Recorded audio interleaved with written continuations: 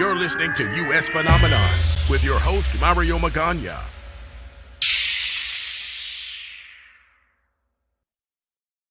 '62 World's Fair, the Space Needle. Good evening. I'm your host, Mario Magana. This is U.S. Phenomenon. If this is your first time here, we thank you for checking us out. If you're a returning friend, thank you. Remember, because of you, you have made us the #1 live and local paranormal radio show. You can be a part of the show by calling or texting our studio hotline, 775-990-5151. Sometimes you ask, and remember, it's to pay tribute to the godfather of paranormal radio, Art Bell. Tonight, our guest, she's an American thinker. Do Americans really think their freedoms have been infringed upon? Tamara Laschak, an author, former Wall Street executive, joins us tonight to talk about, is America democracy dead? Joining us on the U.S. Phenomenon satellite phone. Welcome to the show, Tamara. Thank you so much for having me. It's a pleasure to be here. You know, the pandemic has just really put everyone. I know we always talk about this, the virus, COVID. I don't want some radio bot, not radio, but more of like the social bot, the algorithms of these other things to take us offline in regards to YouTube or whatever the case may be. We're going to talk about some stuff that may be controversial for some, right? And let's go back to the beginning of when the pandemic all started, this virus that no one had no idea about. And everyone's like, we're shutting everything down. Everyone going home. It was like. Yeah, my initial reaction to that was always, is this really the right response?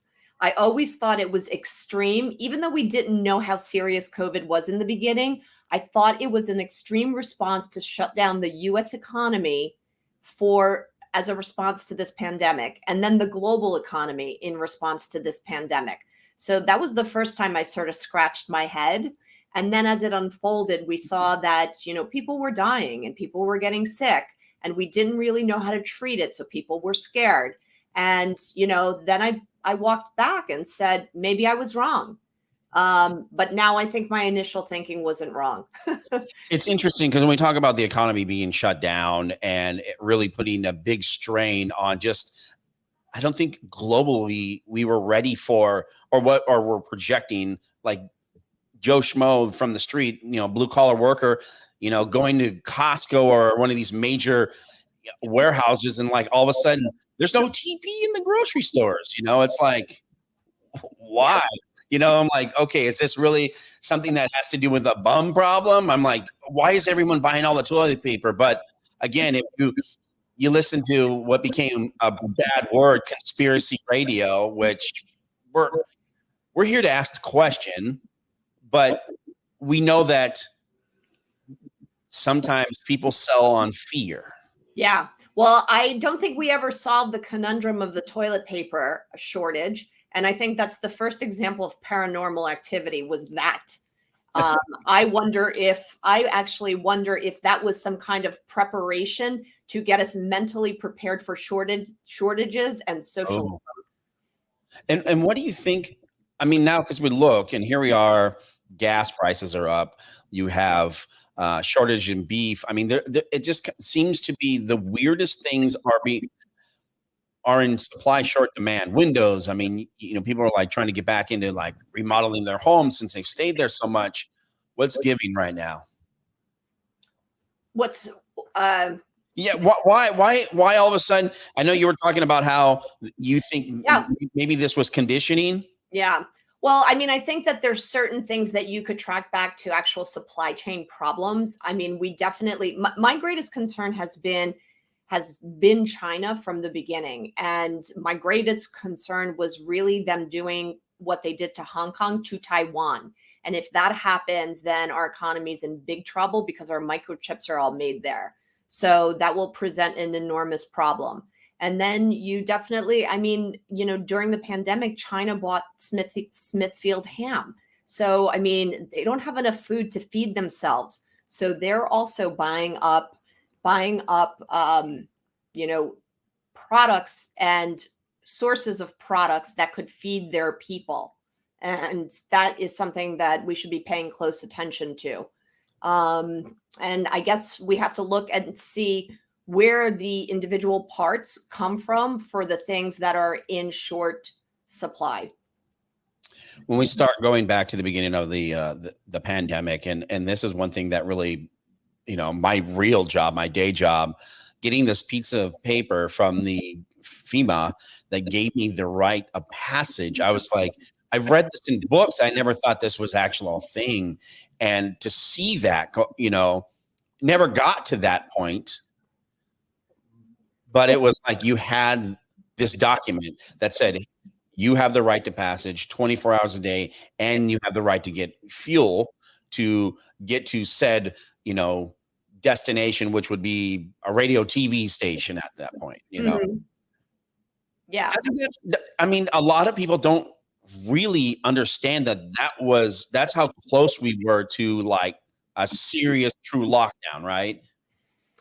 Yeah, I mean, I look at China, and you know, early on, when I looked at what was happening in Wuhan, I mean, when they do lockdown, they do lockdown. I mean, I'm talking they nail people into their houses. I mean, they're right now locking down Shanghai, and you know, 80 million people, and But it's not pandemic related. That my understanding, what I'm getting at, that this is more of a Xi Jinping thing, because he's trying to lock people down. Them being upset with him for maybe, as the elder statesmen have said, that he betrayed them, and so he's trying to lock everything down. That's what I'm hearing? That's what word on the street is. I mean, I'm hearing that there is some kind of illness, and they're not exactly sure whether it's another strain of corona, whether it is something different. So I'm not sure. It's very hard to get information. I've also been very focused on the Ukraine-Russia thing, so it's diverted my attention a little bit away from China. I mean, and you know, then we go through that whole situation over there with Russia, and I'll be honest with you. We've talked about this before, and we call it the WW3 question mark. I'll be honest with you. The United States is not the superpower we once were. I mean, we don't carry the clout where we're like, yeah. I mean, look, we're just standing back and relaxing and watching what's going on. But what's the strategy? Yeah, well, I mean, the one thing that I've always felt, and really felt it very strongly during the pandemic, is that nothing is what it seems. All information that we're seeing, whether it's visual or, you know, or we hear it, is meant for us to hear it and see it exactly the way they want us to hear it and see it.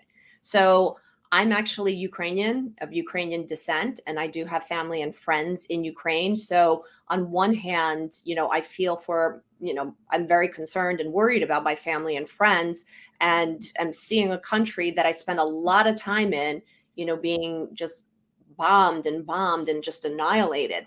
And on the other hand, I don't trust what I'm seeing either. There's propaganda on all sides, whether it's Ukraine, Russia, or the United States.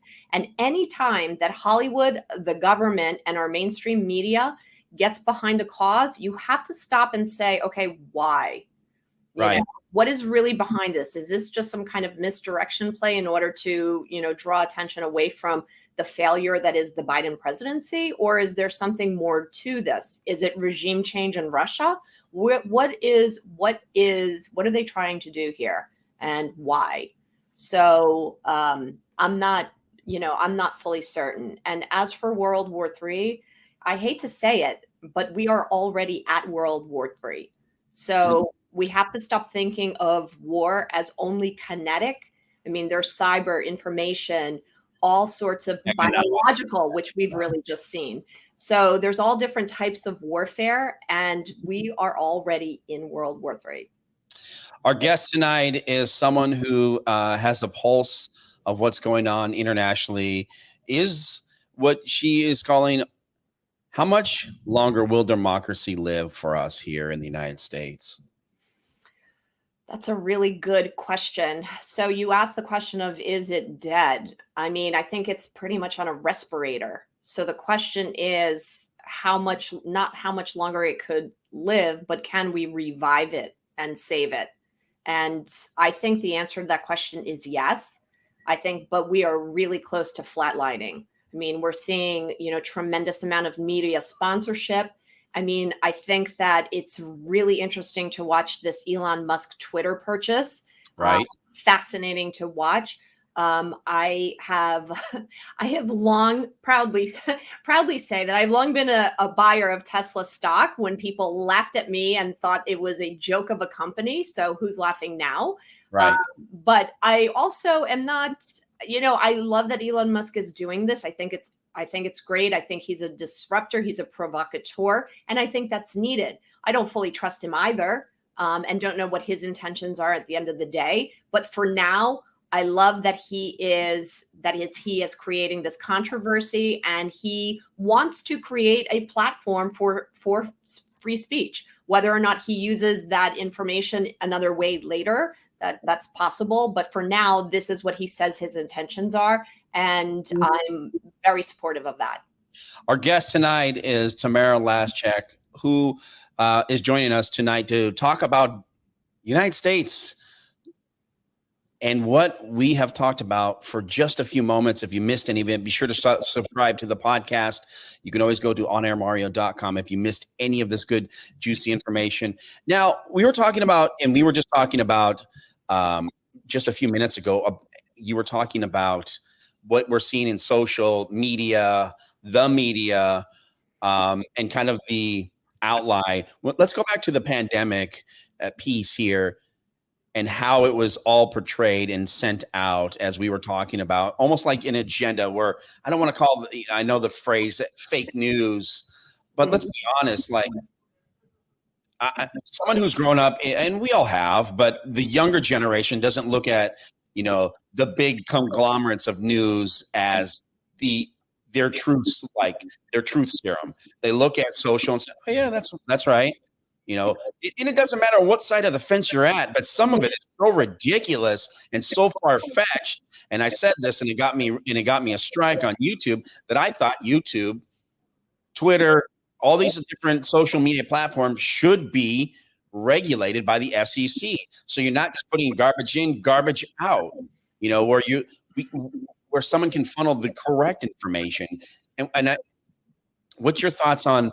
My question to you is, what are your thoughts in regard to how social played a huge part of the, pandemic's storyline? Yeah, well, it certainly did. I mean, even when we look at the 2016 election, they say that Donald Trump did not really spend a lot of money, but he used Facebook extremely effectively, and that is how he actually won the election. And Hillary Clinton, with her $800 million war chest, went traditional media route and wasn't able to defeat Donald Trump. So it definitely played a part.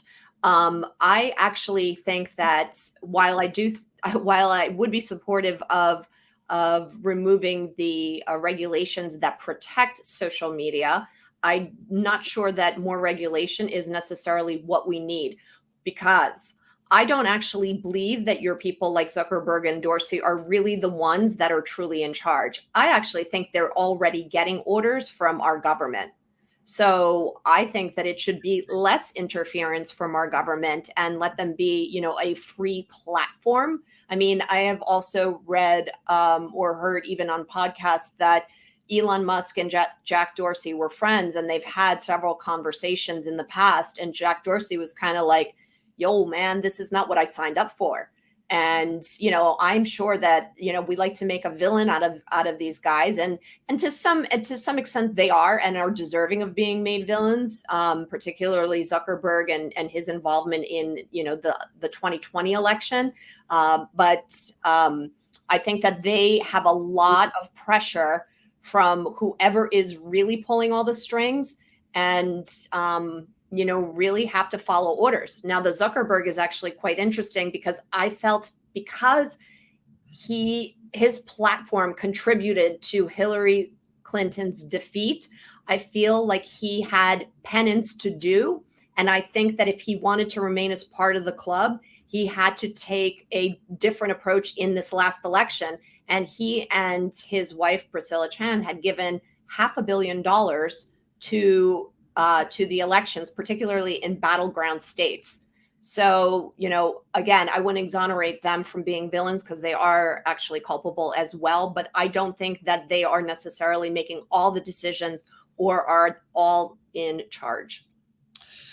Our guest tonight is someone who has the pulse of what's going on, who is spending a few minutes with us. We'll spend an hour with us tonight to chat about the United States. Should we be worried? Is this the last of the Mohicans? Is this it? Is the superpower we once known as the United States, is it done?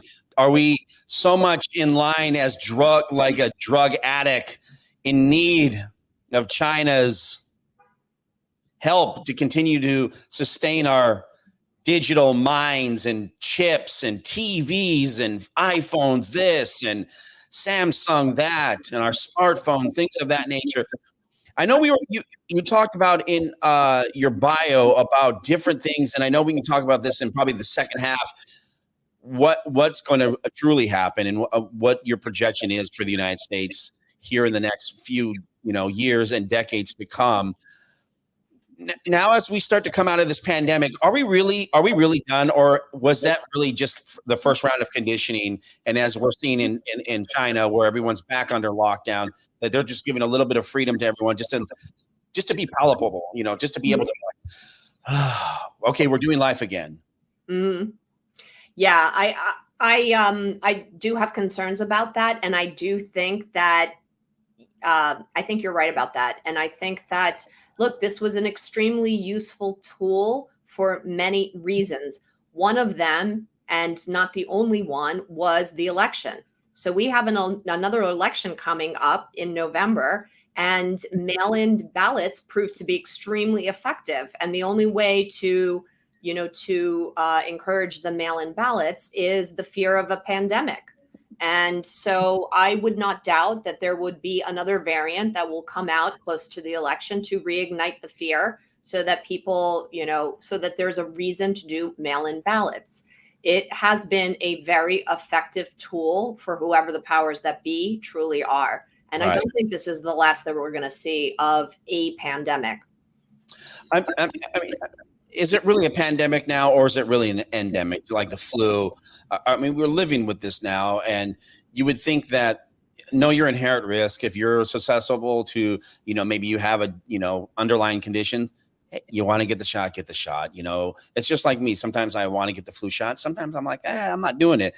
Know your inherent risks. As I get older, I'm like, oh shoot, maybe I should be getting that flu shot. But I don't like how I feel afterwards, and I get that. And I understand it's the same thing from both sides of the fence when you're like, hey, look, I don't want to get the COVID-19 shot. Okay, well, I'm okay with that, but don't tell me that I have to have it. Mm-hmm. Tell me that it's an option now that it's available. Same with the masks. Okay, if it's a variant that we know that is an uptick and all of a sudden we're seeing an explosion of underlying, people are just dying left and right. I mean, I thought at the beginning, I was like, well, this is it.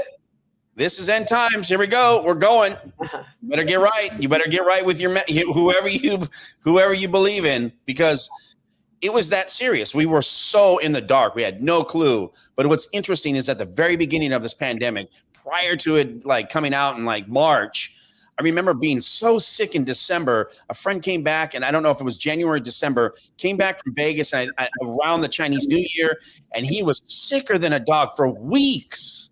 Mm-hmm. I mean, this cough that would not go away. And then my coworker and myself were sick, and I was like, I'm dying. I've never been this sick in my life. January 2020?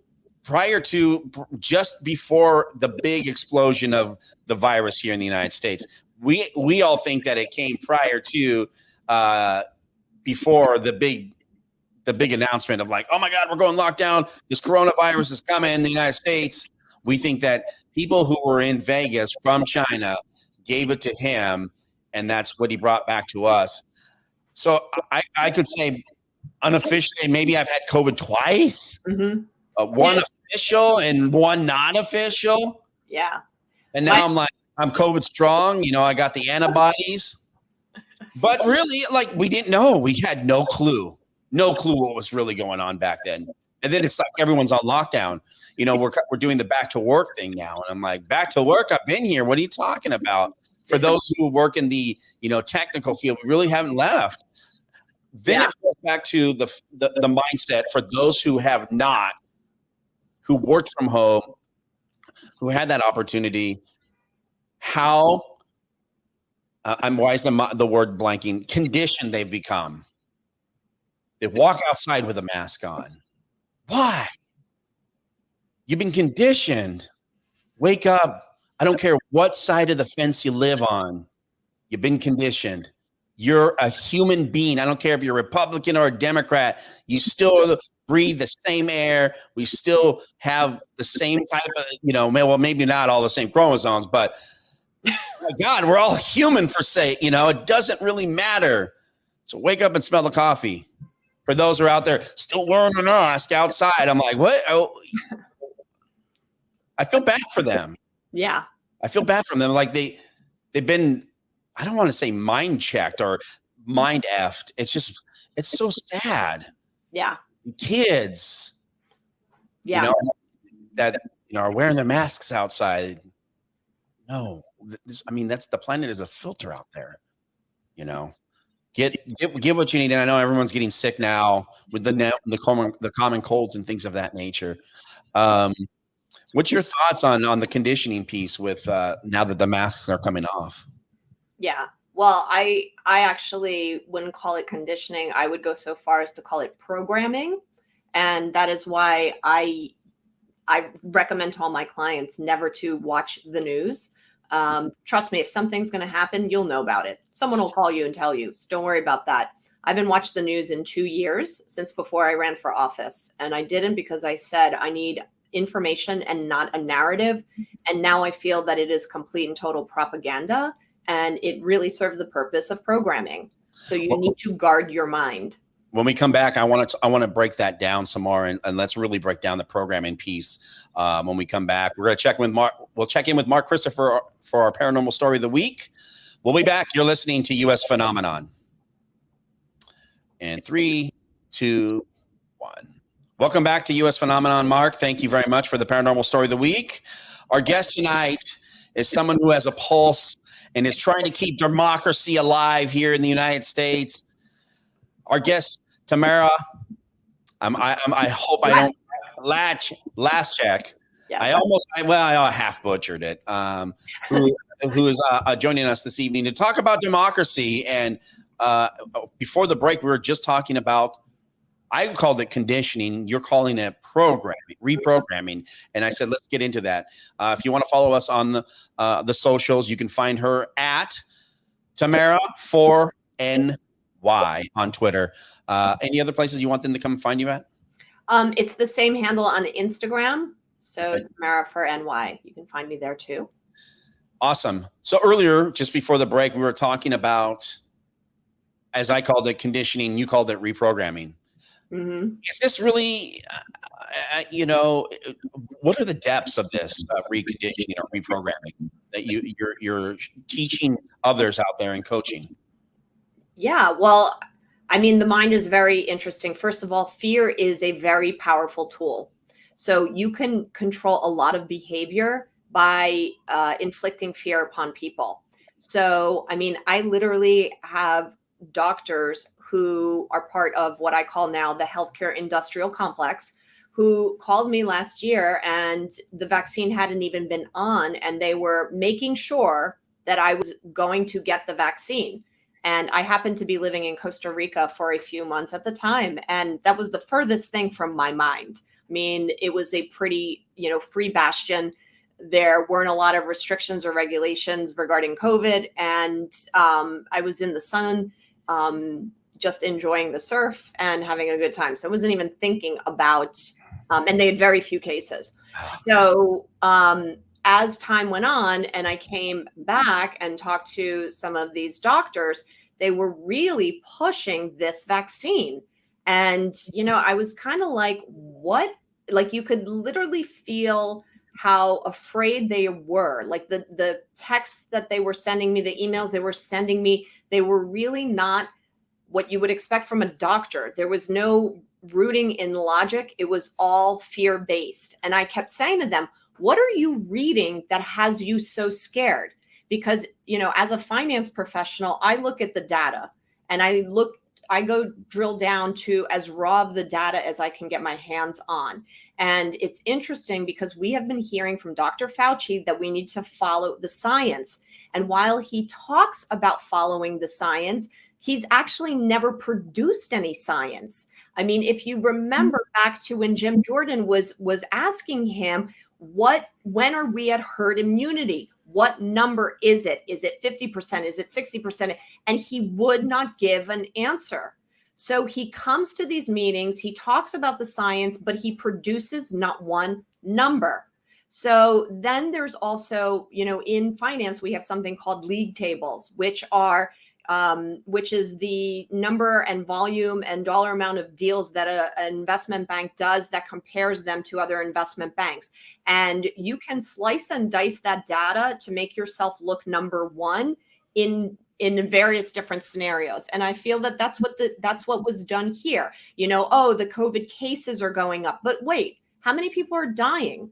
Or people going into the hospital because of COVID, or they're there getting, there with a broken arm and they're getting tested and find out they have COVID, which even how they test for COVID is controversial and I'm skeptical around that with that PCR test. It's interesting because the only time I've been tested multiple times, and I feel like sometimes recently I was like, oh man, I feel like I got the niner again, the 1-9er, and I was like, I don't know.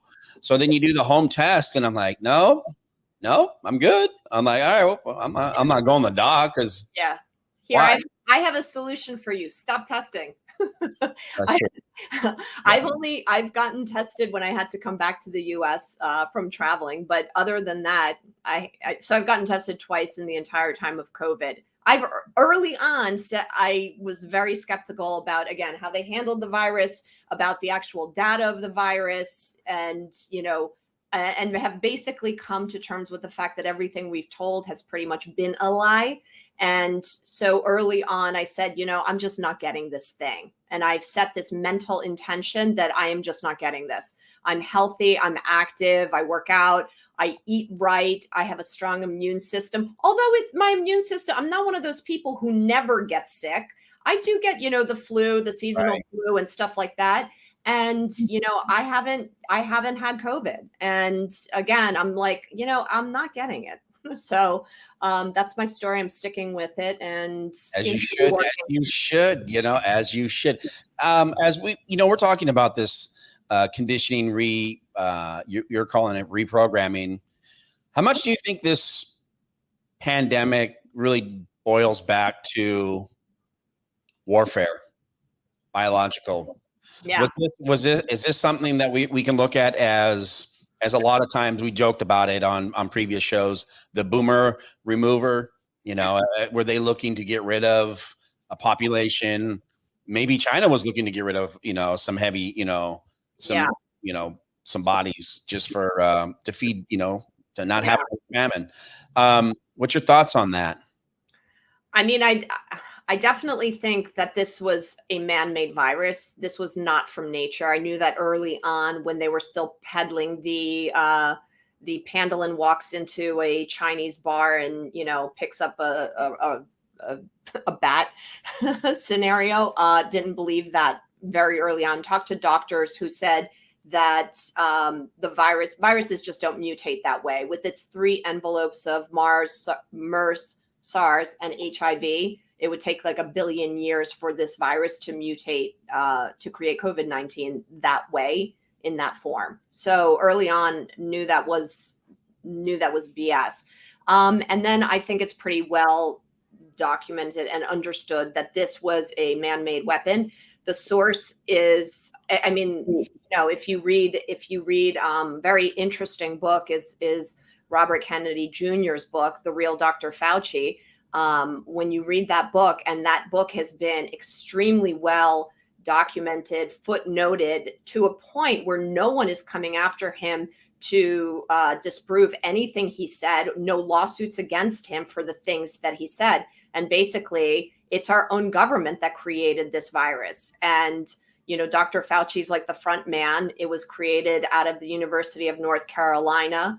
And Ralph Baric is the one who created it. That lady of Wuhan, which has since disappeared, she worked for Ralph Baric at North Carolina, and they had a couple lab leaks, and a few of the people who knew of these lab leaks went to Obama and said, yo, you got to rein Fauci in because he's going to cause a pandemic. So Obama made this illegal to do these gain of functions experiments in the US. So, they said, okay, well, we'll stop doing it, but they didn't. They just moved it all to China and sent the bat lady of Wuhan, Dr. Shi, to run that lab. And whether or not it was let out intentionally or it was an accident, that's still unclear. But, I hear the stories, I hear the rumors, and, it's quite nefarious. And, you don't want to think that humans would do this to one another, but we do it all the time.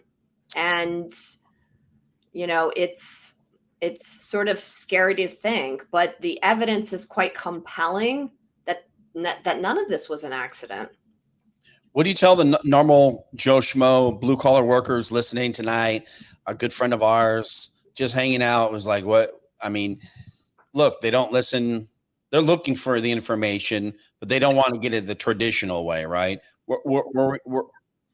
Us having this conversation tonight should make people open their eyes or their ears and be like, oh, wow, I'm missing a lot, or I haven't really missed a beat. And then, yes, this really confirms what's going on is true. Yeah.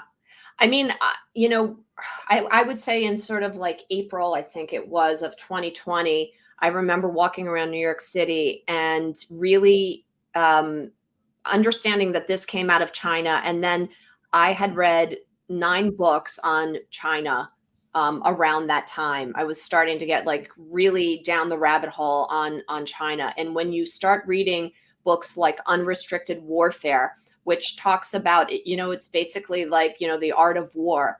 And, it's China's strategy for warfare. And it's to bring down your opponent without ever firing a shot. And when you look at, and unrestricted, meaning everything's on the table and fair game. So, the fentanyl that comes here, cyber warfare, financial warfare, all of it is fair game. So when you read books like that, you start to understand who the enemy is and how they think. And China has long stated that they want to be hegemon. And right now we are in their way, although arguably we're sort of knocked down a bit. So I don't know how much more in our way, in their way we really truly are. But when you start to understand, what their goals are, what their desires are, and what their capabilities are, and when you start to understand that it is a culture that, thinks of nothing of killing its own people, you start to say, there's no question that they would unleash something like that on us.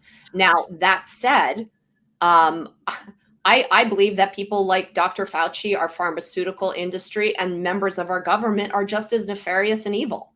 I think that Bill Gates is top of the list too. We've seen what he's done in Africa with some of the vaccines. He's not even allowed to go back there. And now he's bought 150 million acres of farmland, and he's pushing that synthetic beef. Like, the last person I want controlling my food supply is Bill Gates. Let's People need to remember where Bill Gates used to hang out with, or who he used to hang out with. And we talked about that at the beginning of this show long ago. I was like, yo, he was hanging out with him. And all of a sudden now he's divorced, but no one's talking about it. No one talks about it. You know, his Epstein encounters. Oh, hell, I met him one time. No, we're on to you, buddy. You know. Our guest. I want to make sure everyone knows, if you missed any of this tonight and you want to check, this is probably one of the best podcasts you'll hear this week. hands down, and it's free. So if you miss anything, you can always go back to our website, onairmario.com, download the podcast or subscribe, or you can go to your favorite podcasting platform, iTunes, Spotify, Stitcher, Google Play. All you got to search is U.S. Phenomenon. Our guest tonight, Tamara Laschak, thank you so much for coming to hang out with us, but we're not done just yet. I mean, I'm so fired up, and you got me just all jacked and just like ready to like I love this country. You know what I mean? Yeah. I mean, me too. I'm a patriot. Yeah. I mean, my party's gone. My party left a long time ago in my younger days. I was like, no, that's not my party. I'm like, I can't relate to you guys anymore. I know when we were talking about some of the things that we may see here in the next few years. Let's just say the projection is what you may think it may be in the future. What could U.S. citizens see sanctions wise to come down as they continue to either remove or to reprogram us? What's some things that we might see in the future? Well, I think that a couple things. You mentioned, the blue collar worker who might be listening to his show. What is he thinking? Quite honestly, I have seen a lot of the populists and blue collar workers and the like are awake. I mean, not everybody's awake, but a good part of the American populace is awake. They have been waking up slowly, and they are awake, and they are energized and fired up. And I think it is these grassroots efforts that we're seeing in so many pockets are really are what are going to save America.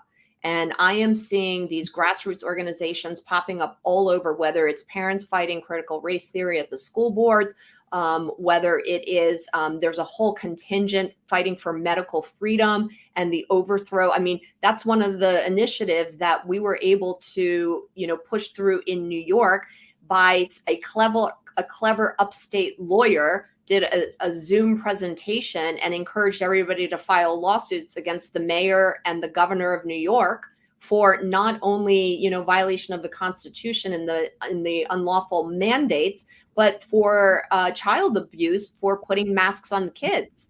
And the very next week, they dropped the mandates. So I thought that was a huge victory. We have a judge who, Pfizer wanted to suppress the documents about the studies that for the vaccines for 75 years. And a judge threw that out. And now all those documents are out. There's teams of lawyers, teams of doctors that are calling through in intricate detail, looking for information. And I mean, here, spoiler alert, Pfizer lied. But the interesting part about that is that the whole reason that Pfizer wanted to call this a vaccine is because there was a bill that was passed under Reagan that gives them indemnity against the dangers and the dangers of the vaccines, and they cannot be sued. So they changed the definition of vaccine in order to qualify this as a vaccine. But we all know it's not a vaccine. Okay, it's gene therapy, and it's never been used before. So reports are coming out about what Pfizer knew and when it knew it. And we are finding out that there was fraud. So if there was fraud and it can be proven, they will not qualify for that indemnity, which means they will have very many lawsuits against them, as we're seeing that people are getting sick and people are dying. Now, Moderna's stock, I think last week was down 30%. I think it's down like 70% off its high. So at a time where these companies are making billions of dollars, record numbers of earnings with these vaccines, their stock price is down. Okay. This is coming out. This is coming out. And I would just encourage everyone to join the fight, whether it's on the grassroots level, a local level, a bigger level, volunteer, help out, anything you can. But it is the populace that is going to save America. I know we haven't talked about this, but I want to get to this before you leave and before we wrap things up for the show. Electronic passports and what's that's going to look like for for us here in the future? Well, this is one of my biggest fights here in New York. And I've been on several podcasts, and I also had people on my own podcast talking about this, because this electronic passport is a very big leap towards totalitarianism. This is the kind of technology that China uses, and China has used to administer its one-child policy. And if you ever studied, I mean, we've all kind of heard that China had this one-child policy. They don't anymore, but they used to. If you really hear from people who know what that policy is in terms of administration of that policy and implementation, I mean, they literally track a woman's menstrual cycle.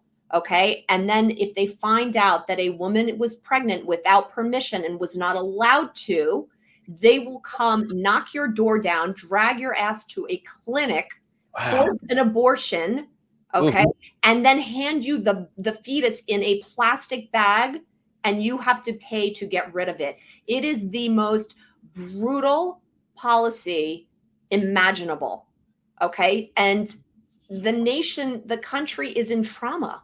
I mean, how could it not be with 500,000 abortions? So this is the same app that they want to use in order to have to track, the vaccine, for the vaccine mandate. And one other thing, it's one connection to connect all systems using this app. Okay, so they can connect your healthcare records. They can connect your bank statements. They can connect everything. And, China has a social credit score, which is also used with this kind of app. So if you are caught, say, on social media criticizing, the president or, the government, then you get knocked down in terms of your social credit score. And then you can't go to a supermarket, or you can't go and buy beef.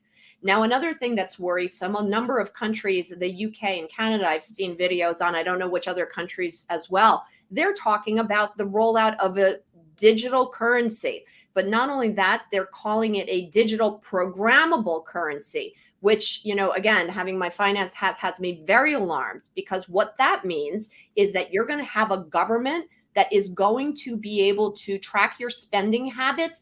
And if this is programmable, they will be able to control what you buy. For example, you had a hamburger yesterday. You've already met your meat quota for the week, so you can't buy that hamburger today. Or you can't go to this store and you can't buy this.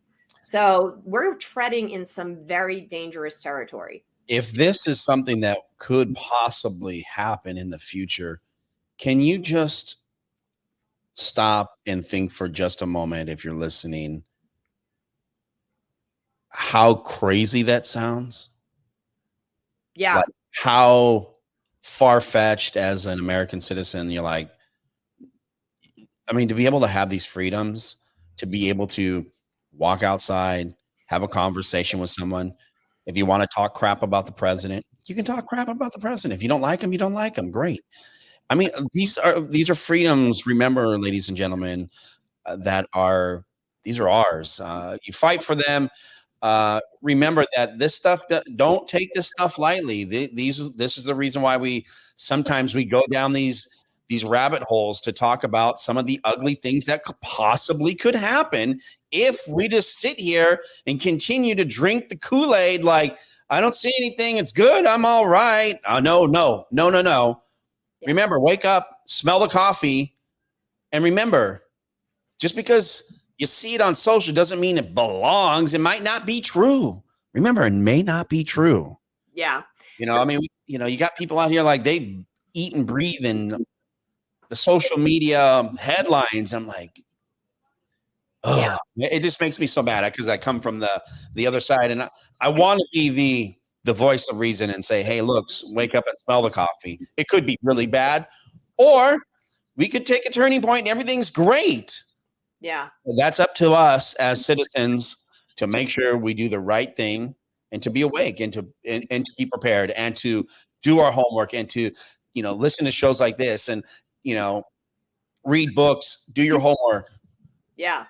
I mean, the one thing that the one thing that I would say, and one thing that I would challenge your listeners to do, and again, this is not a right or left thing, is to make sure that when you are looking at what's going on, that it is behaviors are consistent. And what I mean by that is, most people are like, well, I don't really care that they're really mean and obnoxious to Donald Trump because I hate him too. Okay. But the thing is, you have to really look not at who's the target of this, but you have to look to make sure that the ends justify the means. I first started to realize that we're down a very dangerous path was when Donald Trump was elected for president. And from the beginning, from day one, he hadn't even yet gotten inaugurated, and they were already talking about impeachment. And I remember a few weeks into his presidency, it was right when, they had the Women's March, and I listened to the march and I heard, these celebrities and how much they hated him. And I thought to myself, I went to bed and I was so stressed because I was looking at social media and there was people who hated Donald Trump, like my Democrat friends. They were supportive of all of it. And I thought to myself, okay, they hate this guy so bad that they want him out of office, and they will do it whether it is by impeachment, resignation, or even assassination. Okay. And I thought to myself, if he gets out of office before his term, that will mean that we do not have a democracy, because that will mean that a non-establishment candidate couldn't rise to the ranks of president. Okay. And then as it all unfolded, I saw that it was so much worse than I had originally thought. And the thing is that you have to really stop and think, do you hate this person so much that you are willing to, give away our freedoms in order to have him removed? Same thing with January 6th. That's another perfect example. Okay. There are people who are arrested for the January 6th insurgents that have not yet seen lawyers. I've read almost all of the case documents from the people arrested. Okay. All of them are arrested on minor misdemeanor charges, trespassing, no weapons. I remember my brother said to me, he goes, well, you don't understand. They, Washington's a no-go zone. If they got arrested with a weapon or a firearm, they would really be in trouble. And I go, oh yeah, that's logical. So we're going to go and overthrow the government, but leave your gun at home because you may get in trouble. Okay. That's not logical. All right. But the thing is that you can't be so blinded by the media narrative, like worst attack on U.S. history was this Capitol, the storming of the Capitol. And you have people that are in jail, some of them in solitary confinement with no due process. You have to ask yourself, do I want to live in a country where that can happen? Okay. Doesn't matter what side. You've got to push yourself to think critically. You've got to take the emotion out of it. That's the media programming that we were talking about. The media has so effectively found trigger points in people that they are so emotional about their belief and their position that you cannot talk to them. I mean, I have friends, you bring up Donald Trump's name, they start to shake. Okay. Right. Yes. So you've got to try to be a bit more dispassionate. You have to be logical and take the emotion out of it. And only then can you really be considered a critical thinker. Our guest tonight, as we wrap things up here from the Pacific Northwest, I don't want to wrap this up. I got to ask you right now, as we're going through this, and it made me think to go back 20 something years ago when we thought that Al Gore had won the election, and they were going through the whole process of, recounting the hanging Chaz from the ballots to people protesting from the other side of, I believe it was for George H.W. that, that's not my president. So it was like on both sides of the fence as we go back looking 20 years ago at that whole piece, and that seems like that was a lifetime ago. But I think the thing that really bothers me the most is that even as the government is working supposedly together, it really hasn't. It's just really been a political game back and forth. And I mean, it's not what it once was. And we can't have a diplomatic conversation. It's like you go in the sandbox and you're like, okay, I don't like that color crayon. Well, I do. Well, I don't want to play with you anymore. Yeah. Well, you can't be in the sandbox anymore. It's just like, what happened to open dialogue? We don't have to agree on everything. No, we don't. In fact, we don't want, I always tell people, I don't want everybody to think like me. Okay. Right. This is how you get the, greatest innovation is when you have diversity of thought. We don't want to all think the same way, but what we want is to be respectful of other people's opinions. Okay. Saying things like you're wrong is really the wrong approach. I mean, to back it up, right? You got to have something to back it up. Or you got to just say, this is my opinion, and respect somebody's opinion. Okay. An opinion is subjective. People are allowed to have various different opinions. You're not giving a statement of fact. Now that's a different story. So if you're making a statement of fact, and you have something to back it up, then that's another discussion and another debate. But you definitely want to be a little bit more open-minded. Now, as for the election, there is nothing wrong. I mean, again, I was in banking. We have audits all the time in banking, okay? All the time. There is no reason that we should not have an audit of the election. And that there has been so much pushback. The other thing is too, voter ID. I mean, it's the most absurd. It is the most absurd thing. You need ID for everything. Why would you not have to present ID for voting? It's redonkulous. So, people need to stop digesting this narrative and really think, take a step back and say, wait, what is wrong with ID? Okay. You need ID for everything. Right. For sure. I mean, we're running out of time. We're going to have you come back on again. I mean, and take calls. I think we should take some calls next time as well with you. Yeah. So much fun having you on this evening. Find her on her social platforms, YouTube, Facebook. You can find her on Twitter at Tamara4NY. We'll have all the information posted in the podcast, which you can find at onairmario.com, which will forward you to US Phenomenon, or you can subscribe on your favorite podcasting platform, iTunes, Spotify, Stitcher, Google Play. Just search US Phenomenon.